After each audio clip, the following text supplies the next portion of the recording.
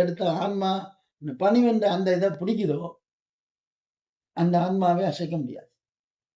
யாருக்கும் அசைக்க முடியாது. எதிலேயுமே யார் என்னது சொன்னா என்ன?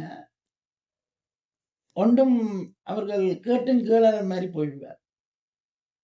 இன்னும் என்னென்ற அந்த பணிவிலானவர நுட்பம் என்னென்றால், இந்த இந்த டிவி இருக்குன்னு வச்சுக்கொள்ளுங்கோ. இந்த டிவி இருக்கிறது தெரியும். ஆனா இந்த தொழிற்பாட்டை நம்முடைய மனம் சிந்திக்காது. அப்படி ஒரு நிலை எங்களுக்கு வருமாக இருந்தால், நிச்சயமாக வள்ளல் பெருமானுடைய அருள் அன்புக்கு பாத்திரமாக விளங்குது. அந்த டிவி இருக்கு. இப்ப எங்களுடைய மனதில அந்த டிவி இருக்கிற மாரி தெரியுமே இல்லாமல், இது டிவி, இதுல என்னென்ன சேனல் விளையும் அந்த சிந்தனை ஒன்றும் வராது.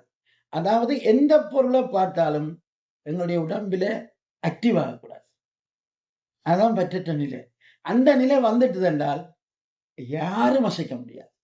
எத்தனை பேர் வந்தாலும் அசைக்க முடியாது.